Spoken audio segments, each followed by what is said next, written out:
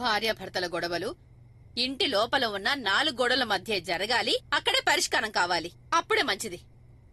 లేకపోతే అందరి జీవితాలు బయట వాళ్ల దృష్టిలో చులకనైపోతాయి.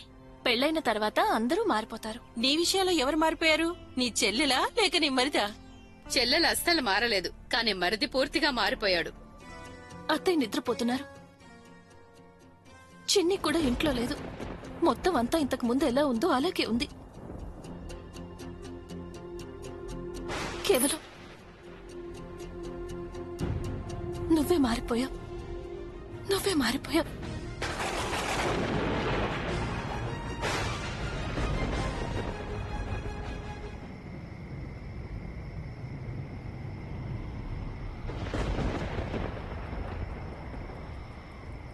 మీరింకా నిద్రపోలేదా?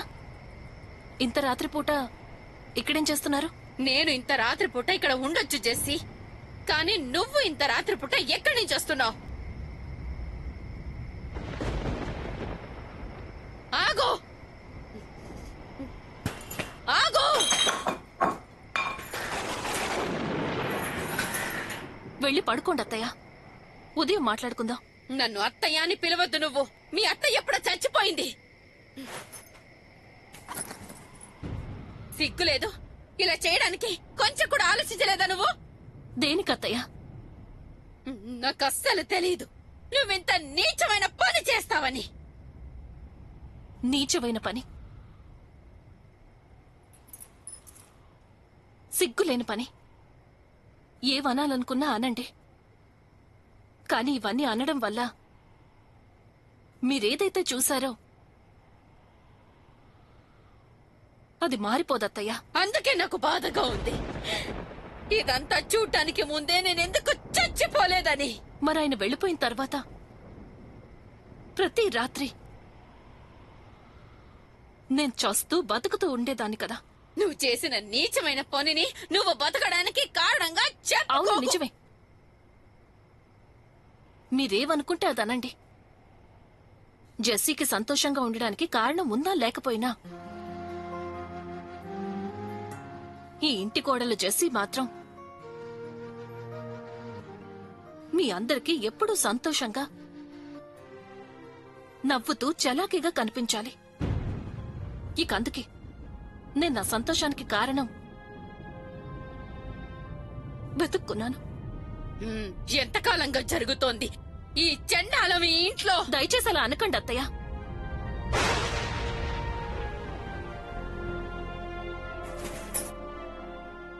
ఒకవేళ ఇది చండాలపు పనైతే దీనికి కారణం నేనొక్కదాన్నే కాదత్తయ్య. పెళ్లైన తర్వాత మీ పెద్దబ్బాయి సంపాదన కోసం షార్జాకు వెళ్లిపోయారు. ఈ ఇంట్లో అన్ని వసతులు, మీ చిన్న కొడుకు వీరేందర్ కోసం ఒక షాపు, అందరికీ కావలసినన్ని సంతోషాలు దక్కాయి. కానీ నాకేం దక్కింది చెప్పండి? నాకేం దక్కింది? అసంపూర్ణమైన జీవితం, ఒంటరితనం. అయితే నువ్వు ఇక్కడెందుకున్నావు? వెళ్ళిపోవాల్సింది. ఎవరైనా ఆపారా? చెప్పాను. ఆయన వెళ్లిపోయిన తర్వాత ఆయనకి చెప్పాను, నన్ను కూడా మీతో తీసుకువెళ్ళండి అని. ఏడ్చాను, మొత్తుకున్నాను, ఎన్నోసార్లు చెప్పాను ఇక్కడ ఒంటరిగా ఉండి ఏం చెయ్యాలి అని, ఎవరిని చూసుకుని ఉండాలి అని. కానీ నన్ను ప్రతి క్షణం చేస్తూ ఉండమని ఇక్కడే వదిలేసి వెళ్లిపోయారు.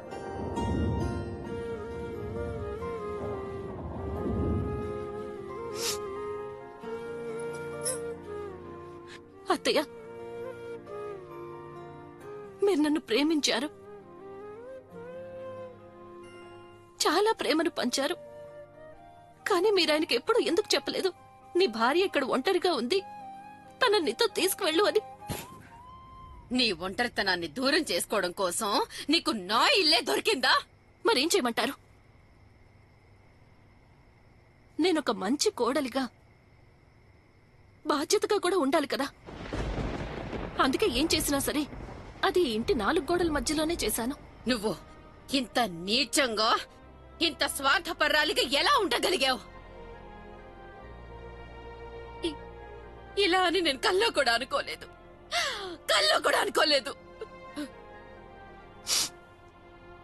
ఒకవేళ నేను మీ కూతుర్ని అయ్యుంటే అప్పుడు మీరు నా బాధను అర్థం చేసుకుని ఉండేవారు కదా.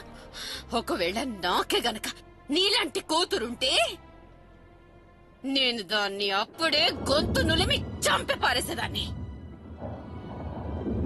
అలాగా? ఇక ఈరోజు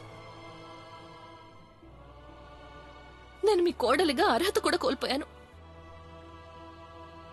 కోడలు అనిపించుకునే అర్హత లేదు నాకు. ఇప్పుడు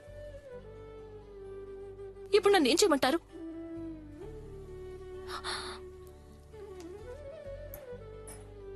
జవాబు చెప్పండి. ఇప్పుడేం చేయాలి? అందుకే చెప్తున్నాను, వదిలేయండి. ఆ విషయాన్ని వదిలేయండి, అంత చేసేయండి. ఒకసారి మీరు నన్ను అనుమానించారు కదా, ఆ తర్వాత మర్చిపోయారు కదా. అలాగే ఈ రోజు కూడా అర్థం చేసుకోండి. మీరసలు ఏమీ చూడలేదనుకోండి. మాట్లాడుకో, ఒక్క మాట కూడా మాట్లాడుకో. సిగ్గులేందానా, నువ్వసలు మనిషివేనా? అత్తయ్య, చెప్పట్లు ఒక్క చేత్తో కొట్టలేరు కదా. మీరు నన్నైతే కొడతారు. ఒకసారి వెళ్లి తనను కూడా అడగండి. ఎవరి గదిలోంచి నేను రావడం చూశారో వాళ్ళని కూడా అడగండి. అడుగుతాను, తప్పకుండా అడుగుతాను. అది ఈ రోజే, ఈ క్షణమే అడుగుతాను. అలాగే నరేందర్కి కూడా ఫోన్ చేస్తాను. వాణ్ణి రేపే రమ్మని చెప్తాను. నీ నీచమైన పాపానికి ఒక నిర్ణయం తీసుకోమని ఈ రోజే వాడికి చెప్తాను. అత్తయ్య, ఆగండి అత్తయ్య. ఈ విషయాన్ని ఇంతటితో అంతం చేసేయండి, లేకపోతే అంత నాశనం అవుతుంది. ఇంకా ఏం మిగిలిందని? ఎప్పుడు నాశనం అవ్వడానికి? వదలను. అత్తయ్య, అత్తయ్య ఆగండి. ఇప్పటికీ మించిపోయింది లేదు. ఈ విషయాన్ని ఇక్కడితో వదిలేయండి, లేకపోతే ఈ విషయం ఎంత దూరం వెళ్లిపోతుంది అంటే ఆ తర్వాత ఎవరు ఆపలేరు. ఏం జరుగుతుందో ఇక అది జరగనివ్వు. నేను దేని గురించి అత్తయ్య, అత్తయ్య, నేను చెప్పేది వినండి. నేను వీరేందర్తో సంబంధం తెంచుకుంటాను. నేను చెప్పేది నమ్మండి. మాట్లాడుకో.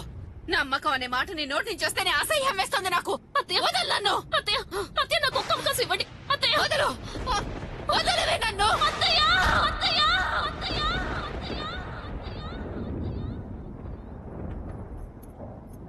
అత్తయ్య, అత్తయ్య, అత్తయ్య, లేవండి. అత్తయ్య, ఏమైంది మీకు? కళ్ళు తెరవండి. అత్తయ్య, మాట్లాడండి. అత్తయ్య, అత్తయ్య, అత్తయ్య, అమ్మా, త్వరగా రా. అమ్మా, అమ్మా, ఏమైంది అమ్మకి? అది వీరేందర్ అత్తయ్యకి ఏమైందో తెలీదు. ఆవిడేమీ మాట్లాడడం లేదు అసలు. నువ్వే మాట్లాడించు వీరేందర్. అమ్మా, అమ్మా, లేమ్మా.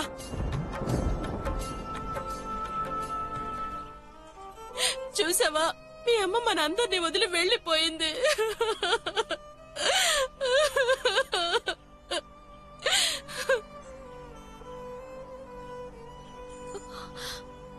అత్తయ్య, అత్తయ్య, అత్తయ్య, అత్తయ్య, అక్క, అక్క,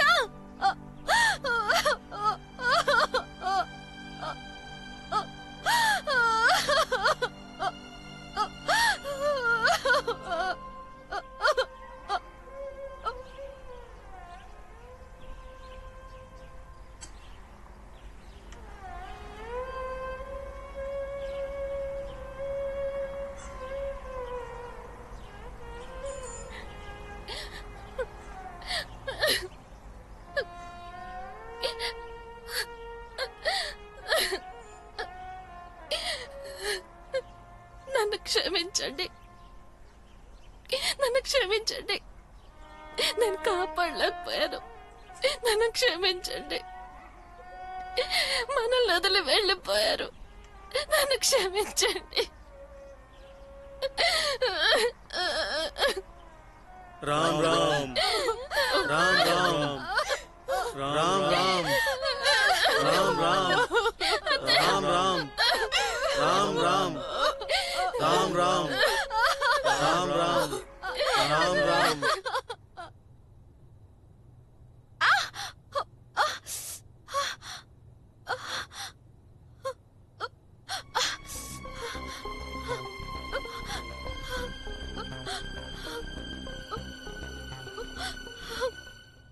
చిన్నప్పటి నుంచి ఎవరు నన్ను వేలు పట్టుకుని నడిపించారో ఈ రోజు తనకే దహన సంస్కారాలు చేసి వచ్చాను నేను. ఇకిప్పుడు నేను నా మనసులో మాటలు ఎవరికి చెప్పుకోలేను.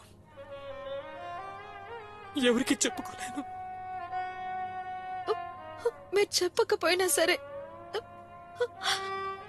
ఆవిడకి తెలిసిపోతుంది. అందర్నీ అర్థం చేసుకుంటారు ఆవిడ. మీరు మీ బాధ్యతలన్నిటినీ, అన్ని బంధాలను చాలా చక్కగా నిర్వర్తిస్తున్నారని. నేనమ్మని కాపాడగలిగితే బాగుండేది,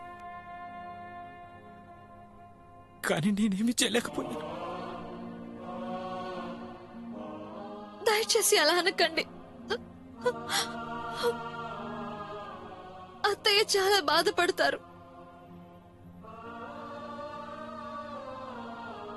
కానీ చిన్ని,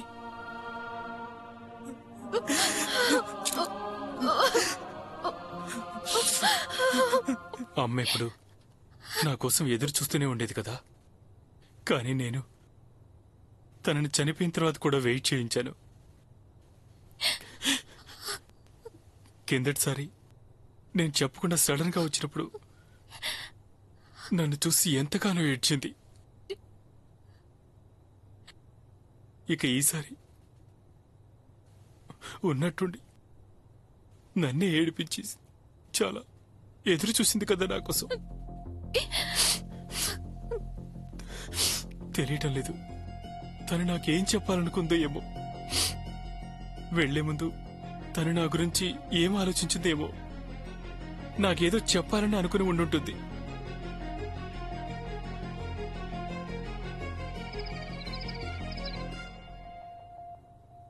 వదినా, టీ తాగు.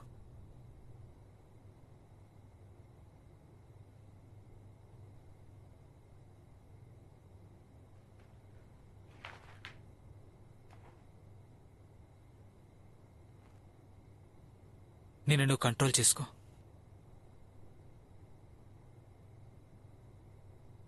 ఉన్నట్టుండి ఇలా జరిగిందేంటి వీరేందర్? నాకిప్పటికీ నమ్మకం కలగడం లేదు. అత్తయ్య మనల్ని... మాకెవ్వరికి కూడా నమ్మకం కలగడం లేదు. నిన్నటి వరకు అమ్మ మనతో పాటే ఉంది, నవ్వుతూ సంతోషంగా ఉంది. కానీ ఇప్పుడు మనకి తన మాటలు ఎప్పటికీ వినిపించవు. ఏదైతే జరిగిందో, ఇప్పుడు ఏదైతే జరుగుతుందో, ఇదంతా నాకు ఒక పీడకల్లా అనిపిస్తోంది. అత్త ఎక్కడికి వెళ్ళలేదు, ఆవిడిక్కడే ఉన్నారు. ఆవిడొస్తారు, ఇప్పుడే మనతో మాట్లాడారు. లేదు దినా, ఇదేమీ పీడకల కాదు. ఇదంతా మన తలరాత. ఇప్పుడు దీన్ని మనం స్వీకరించి తీరాల్సిందే వదినా. నిజాన్ని ఎదుర్కోవడం చాలా కష్టంగా ఉంటుంది.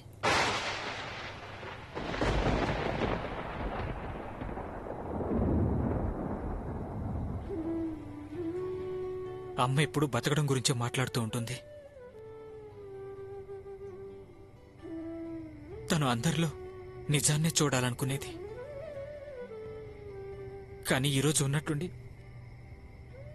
అంతా మారిపోయింది కదా. అవును, అంతా మారిపోయింది. కానీ ఇదంతా చెప్పడం వల్ల మీరేదైతే చూశారో అదెప్పటికీ మారిపోదు. అందుకే నాకు బాధగా ఉంది. ఇదంతా చూడటానికి ముందే నేనెందుకు చచ్చిపోలేదని.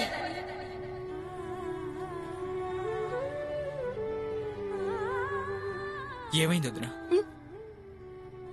ఏం ఆలోచిస్తున్నావు? మనసులో ఒక భారం ఉండిపోయింది. ఏంటి ఆ భారం? వీరేందర్, నేను అత్తయ్య నమ్మకాన్ని నిలబెట్టుకోలేకపోయాను.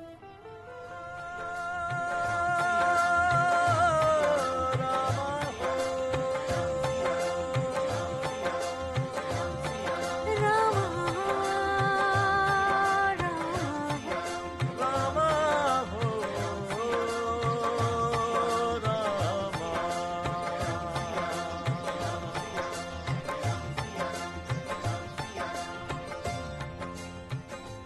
అత్తయ్య నా జీవితంలో ఒక భాగం అయిపోయారు. ఆవిడ లేకపోతే నేను... చాలు జెస్సీ, మనం మార్చలేని దాని గురించి మాటి మాటికి ఆలోచించడం వల్ల ప్రయోజనం ఏముంది? ఒకవేళ అత్తయ్యని గుర్తు చేసుకోవాలనుకుంటే నువ్వు ఆవిడ ప్రేమను గుర్తు చేసుకో. ఆవిడతో నువ్వు గడిపిన సంతోషకరమైన క్షణాల్ని గుర్తు చేసుకో. కాని ప్లీజ్, నిన్ను నువ్వు దోషం చేసుకోవద్దు. నాకు తెలుసు జెస్సీ, నువ్వేం ఆలోచిస్తున్నావో. ఆ రోజు రాత్రి నువ్వు మేడ మీద పచ్చడి జాడి వదిలేకుండా ఉండాల్సిందని.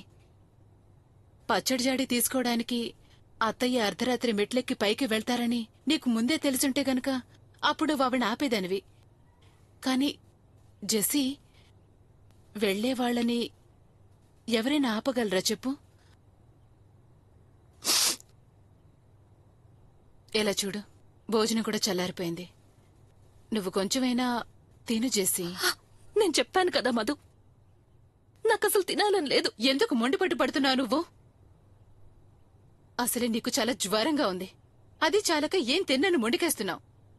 ఇక డాక్టర్ని పిలవాల్సింది అనిపిస్తోంది.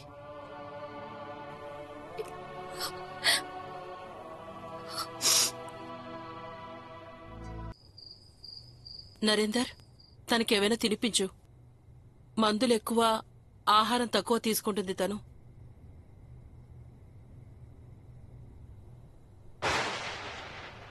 అత్తయ్య, ఆగండి అత్తయ్య. ఈ విషయాన్ని ఇక్కడితో వదిలేయండి, లేకపోతే అంత నాశనం అవుతుంది. ఇంకా ఏం మిగిలిందని? ఎప్పుడు నాశనం అవ్వడానికి? వదలను అత్తయ్య. వద్దత్తయ్య, అత్తయ్య నాకు ఒక్క అవకాశం ఇవ్వండి. అత్తయ్య వదలను. అత్తయ్య, అక్క అత్తయ్య భోజనం. నన్ను క్షమించండి.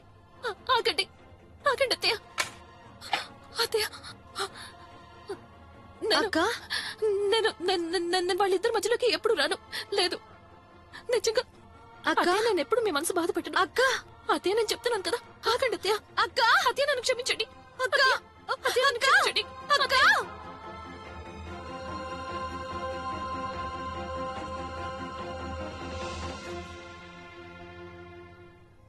వదిన నిద్రలో అలా మాట్లాడిందా? అవును, ఈ విషయంలో తన మనసులో భారం ఉందనిపిస్తోంది. దేని గురించో తను బాధపడుతోంది. దాన్ని తను తట్టుకోలేకపోతోంది. మీకేమనిపిస్తోంది? విషయం ఏమై ఉంటుంది? అది నాకెలా తెలుస్తుంది? లేదు, మొన్న రాత్రి మీరు ఫగ్వాడ నుంచి తిరిగి వచ్చిన తర్వాత మీరు జెస్సీ అక్కతో ఏమైనా మాట్లాడారేమో అని అడిగాను. లేదే. ఆ రోజు నేను ఇంటికి రావడానికి కూడా చాలా ఆలస్యమైపోయింది. కానీ అమ్మ లేచే ఉంది చిన్ని. తనతో నేను మాట్లాడాను. మరి జెస్సీ అక్క దేని గురించి ఇంతగా బాధపడుతోంది?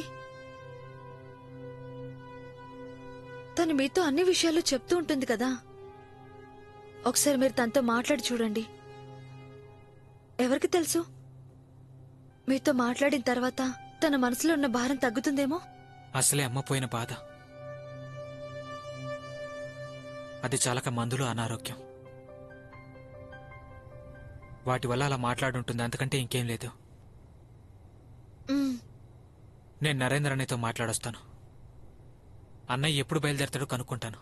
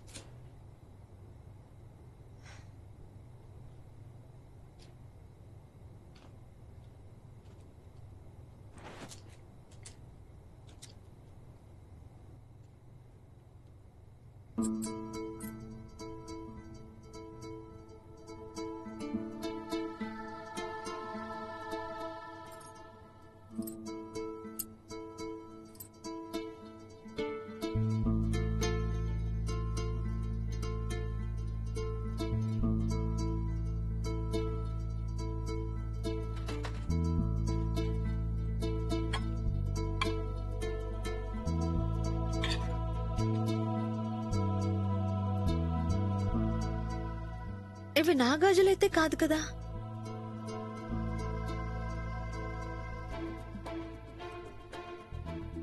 ఇవైతే ఆ గాజులే కదా. నేను వీటిని జెస్సీ అక్కకి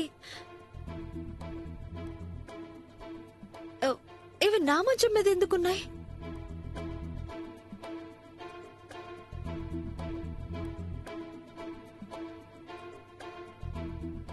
ఛీ, నేనెందుకు ఇలా ఆలోచిస్తున్నాను?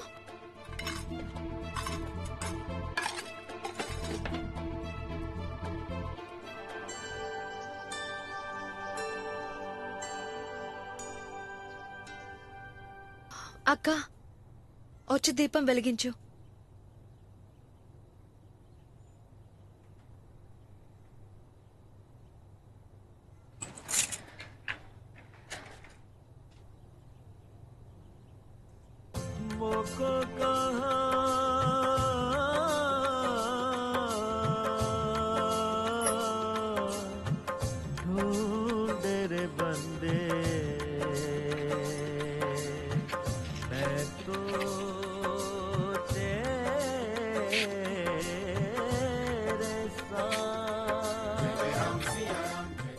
జెస్సీ, నమ్మకం అనేది చాలా చిన్న పదం కదా, కానీ ప్రపంచంలో ప్రతి బంధం ఎప్పుడూ కేవలం నమ్మకం అనే దాని మీదే ముడిపడి ఉంటుంది.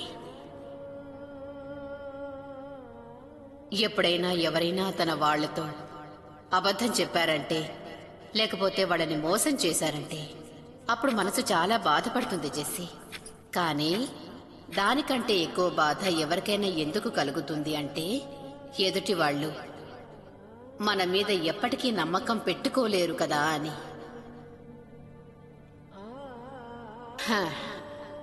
ఈ బాధ చాలా ప్రమాదకరంగా మారుతుంది. ఆగండి అత్తయ్య, ఇప్పటికీ మించిపోయింది లేదు. ఈ విషయాన్ని ఇంతటితో వదిలేయండి అత్తయ్య. లేకపోతే ఈ విషయం ఎంత దూరం వెళ్తుంది అంటే దాన్నెవరూ ఆపలేరు. ఏం జరుగుతుందో ఇక అదే జరగనివ్వు, నేనేం ఆలోచించను. అత్తయ్య,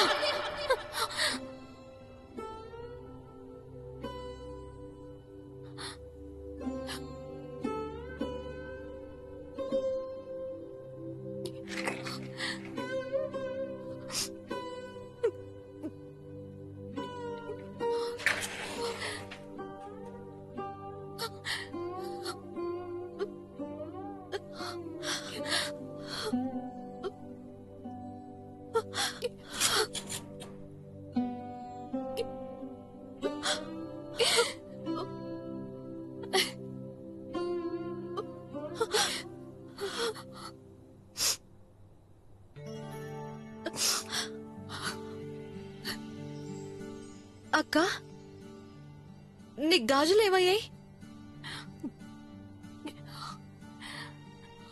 బహుశా విరిగిపోయి ఉంటాయి. ఎలా విరిగిపోయాయి? తెలీదు,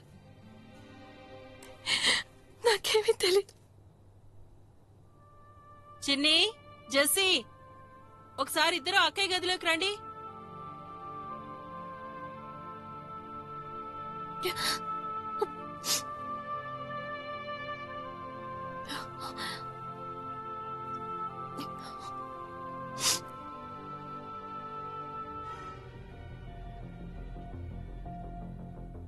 ఇదేంటి విరిగిపోయిన గాజులు? విరిగిపోయిన గాజులు జాగ్రత్తగా దాచుకోకూడదు, అశుభం అంటారక్క. పైగా తెలియకుండా అవి మనకి గుచ్చుకుంటాయి కూడా. అవును, కానీ ఒక్కొక్కసారి కొన్ని జ్ఞాపకాలను కూడా గుర్తు చేస్తాయి. అలాగా? అందుకే నువ్వు వీటిని జాగ్రత్తగా దాచుకున్నావా? ప్రేమకి గుర్తుగా కదా. ఈ గాజులైతే జెస్సీ అక్కవి కదా, కానీ ఇవి నా మంచం మీద ఎలా విరిగాయి?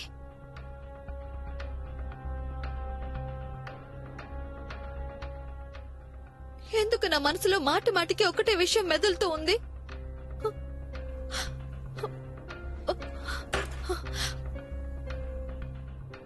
లేదు, అలా జరిగే అవకాశం లేదు, ఎప్పటికీ జరగదు.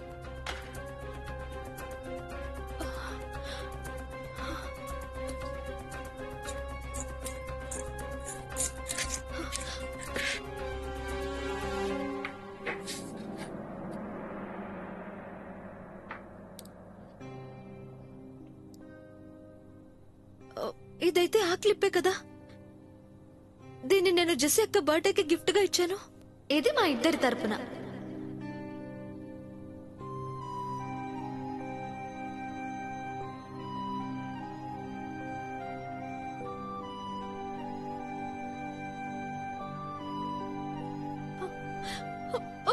లేదు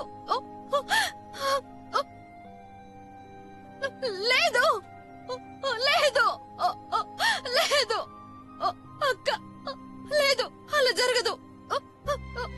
లేదు.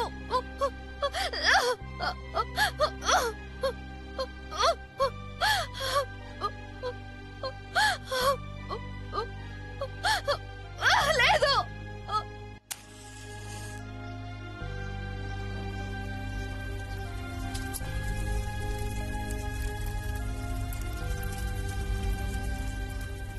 ఇదేంటి? ఏమైంది? నీదొక చెవరింగ్ లేదేంటి?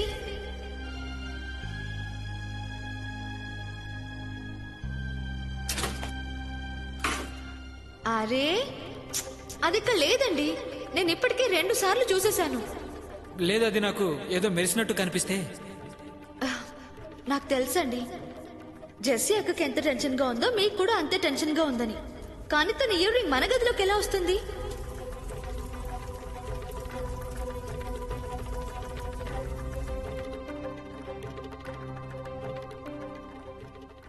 ఈ రోజు ఉదయం నువ్వు తనని పంపించడానికి అస్సలు ఇష్టపడలేదు కదా. దాన్ని బట్టి నాకు అర్థమైంది నువ్వు తనని తిరిగి తీసుకొచ్చేస్తావు అని.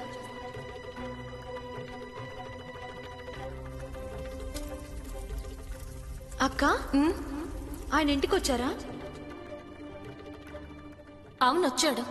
చూసావా అత్తయ్య, నేను చెప్పాను కదా ఆయన్ని నేను చూశాను అని. కానీ ఈ టైంలో వీరేంద్ర ఇంటికి ఎందుకు వచ్చినట్టు? చిన్ని,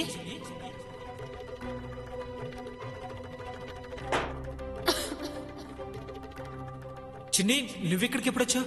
అసలు ఎలా వచ్చావు? ఒంటరిగా వచ్చావా? ఒకవేళ భర్త ఊరికి గిఫ్ట్ తెస్తే దానికి 2 కారణాలుంటాయి. ముందుగా తను ఏదైనా చేయకూడని పనిని ఖచ్చితంగా చేసుండాలి. లేకపోతే తను ఏదైతే చెయ్యాలో అది అసలు చెయ్యకుండా ఉండుండాలి. జెస్సీ వదిన, నీకోసం ఒక గిఫ్ట్ తీసుకొచ్చాను నేను. ఖచ్చితంగా నీకు ఇది నచ్చుతుంది.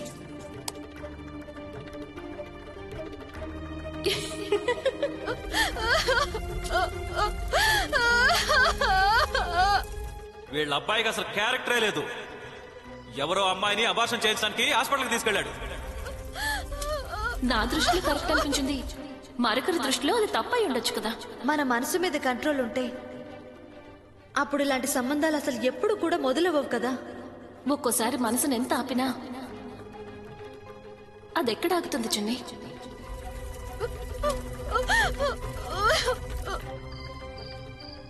ఏదో విషయం ఉంది. నువ్వు నా దగ్గర ఏదో దాస్తున్నావు. చూడు, నాకు నీ గురించి ఏమాత్రమైతే తెలుసు కదా. మీకు నా గురించి తెలుసు కదా.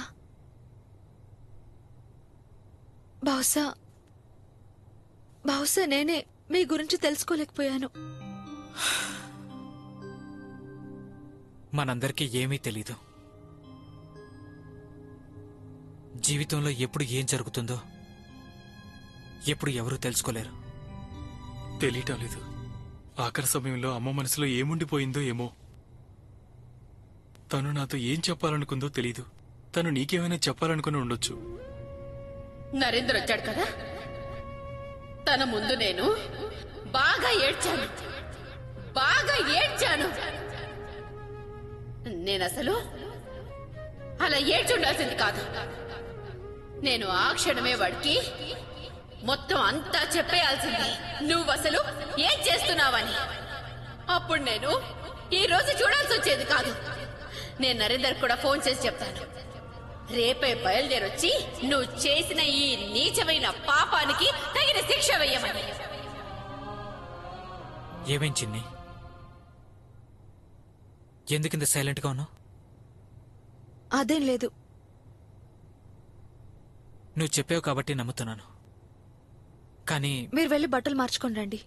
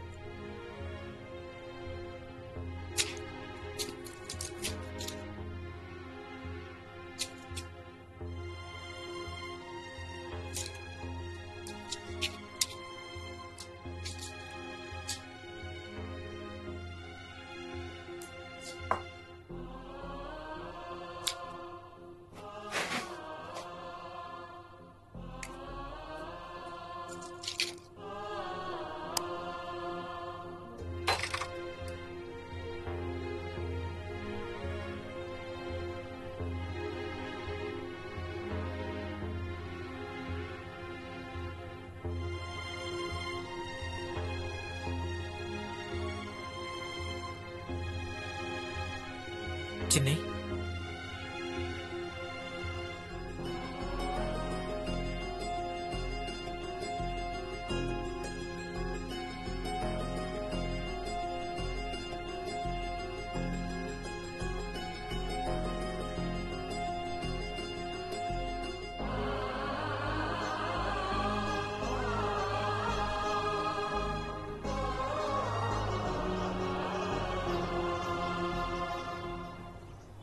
సంతోషంగా ఉండు. అందరినీ నువ్వే చూసుకోవాలి. జాగ్రత్తగా ఉండు.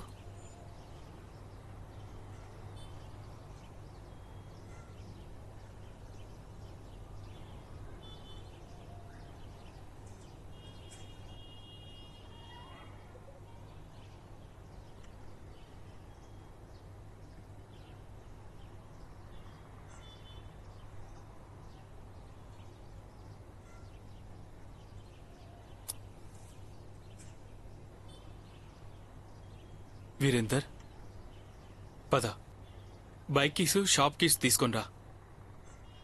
పనికైతే వెళ్లాల్సిందే కదా.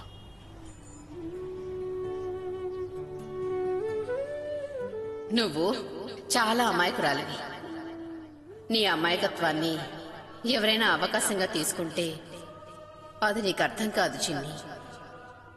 ఏ మనిషి అయితే అమాయకంగా ఉంటారు వాళ్ళు ఎదుటి వాళ్లని కళ్ళు మూసుకొని మరీ ఎక్కువగా నమ్ముతూ ఉంటారు.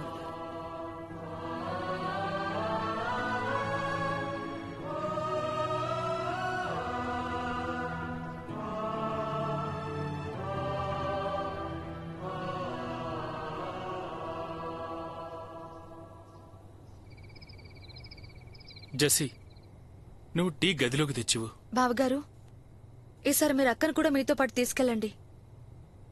చిన్ని నువ్వు అసలేమంటున్నావు? ఇదే, ఈసారి బావగారు అక్కను తనతో పాటు షార్జా తీసుకెళ్లాలని. కానీ చిన్ని, ఇదే మాట ఆంటీ చెప్పినప్పుడైతే అప్పుడు అందరికంటే ముందు నువ్వే కదా వద్దన్నావు. అవును అన్నాను, ఎందుకంటే ఆ టైంలో నేను చాలా ఎమోషనల్ గా మాట్లాడాను. కానీ 2-3 రోజుల్లో నేను చాలా నోటీస్ చేశాను. మీరు అక్కని మీతో పాటు తీసుకెళ్లడమే మంచిదనిపిస్తోంది. అక్క అత్తయ్య లేకపోతే చాలా ఒంటరిగా ఫీల్ అవుతూ ఉంటుంది. చిన్ని, జెస్సీ గనక నాతో పాటు వచ్చేసిందంటే అప్పుడు నువ్వు ఇక్కడ ఒంటరిగా ఫీల్ అవటం మొదలు పెడతావు. లేదు బావగారు, నాకు తోడుగా వీరేందర్ ఉన్నారు కదా. కానీ అక్క ఇక్కడ అస్సలు సంతోషంగా ఉండలేదు. అది కాకుండా ఇంకా కేవలం 5 నెలలే కదా బావగారు. ఆ తర్వాత శాశ్వతంగా మీరు తిరిగి వచ్చేస్తారు కదా. జెస్సీ, నువ్వెందుకు సైలెంట్ గా ఉన్నావు? చిన్నికి నచ్చ చెప్పొచ్చు కదా. చిన్ని సరిగ్గానే చెప్పింది.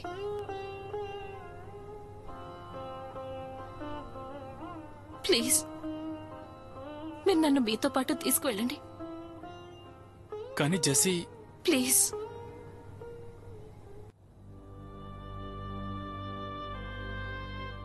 నువ్వు అన్నయ్యతో జెస్సీ వద్దని తీసుకెళ్లడం గురించి మాట్లాడుండాల్సింది కాదు. ఎందుకు? ఓ ప్లీజ్ చిన్ని, బీ ప్రాక్టికల్. అలా ఎలా అన్నయ్య తనతో తీసుకెళ్లగలడు? Jessie, be practical. నీకు నా పరిస్థితి గురించి తెలుసు కదా. నీకేమనిపిస్తుంది? మనం కలిసి ఉండాలని నాకు లేదనా? నాకు గనక వీలైతే నిన్ను వదిలి నేనెక్కడికి వెళ్ళను. అయితే వెళ్ళకండి. మీరు మీ ఆఫీస్లో ఇన్ఫార్మ్ చేసేయండి మీరు తిరిగి రావడం లేదని. Jessie, Jessie, I can understand.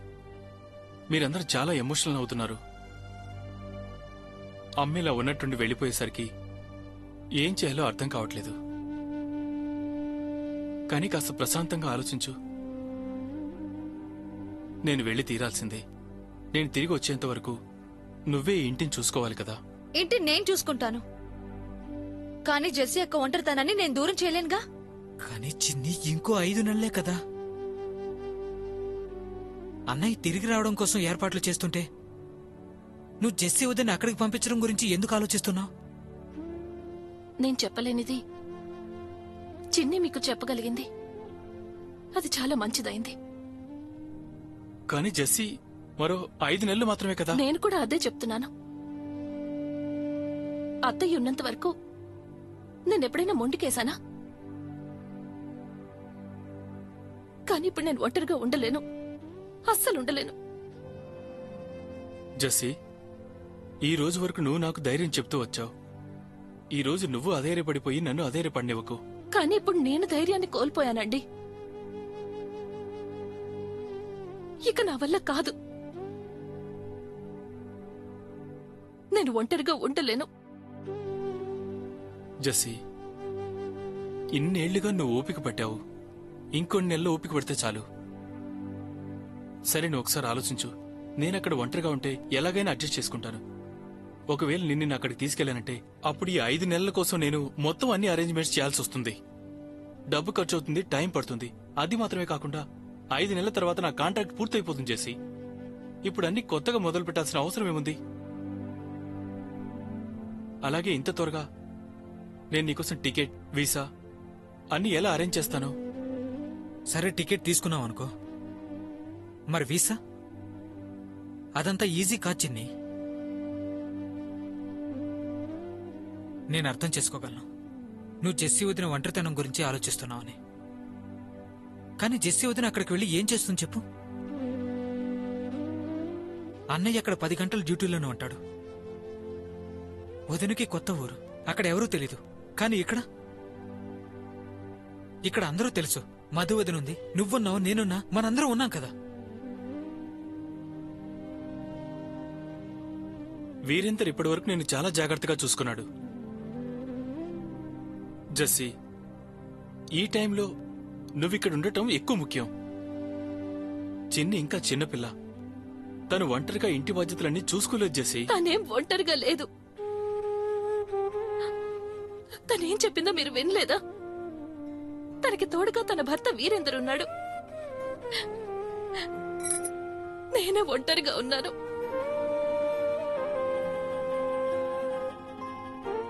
Please Jessie. Jessie, కేవలం మరో 5 నెలలంతే. ఆ తర్వాత నేనెప్పుడు ఎక్కడికి వెళ్ళను, ఎప్పుడు వెళ్ళను. I promise.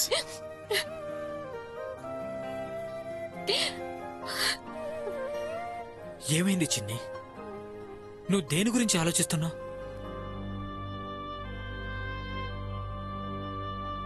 ఎందుకలా చూస్తున్నావు? ఎదుటివారి మొహం చూస్తే అంత అర్థమవుతుందంటారు. ఇక నీ మొహం చూస్తుంటే నీ మనసులో ఏముందో నాకు క్లియర్గా అర్థమవుతుంది.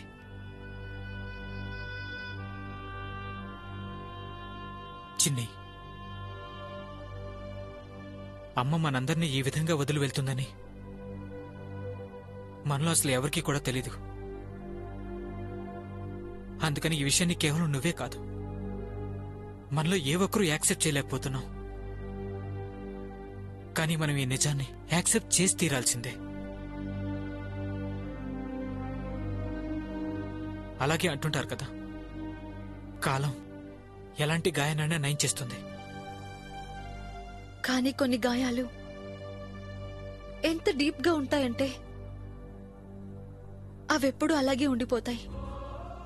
అవి ప్రతి క్షణం మనకెంతో బాధని, ఒంటరితనాన్ని గుర్తు చేస్తూ ఉంటాయి.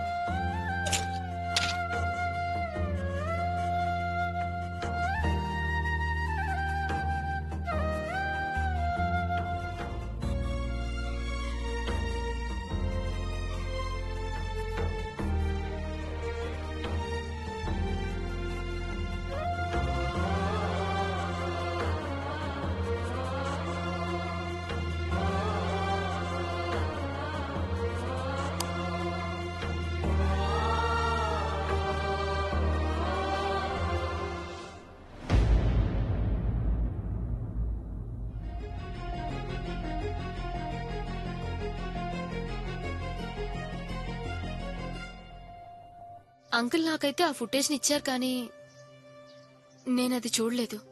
ఎప్పటికీ చూడను కూడా. నీకు నిజంగా చూడాలనుందా?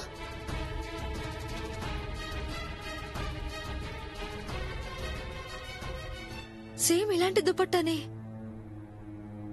నేను జెస్సీ అక్క దగ్గర కూడా చూశాను.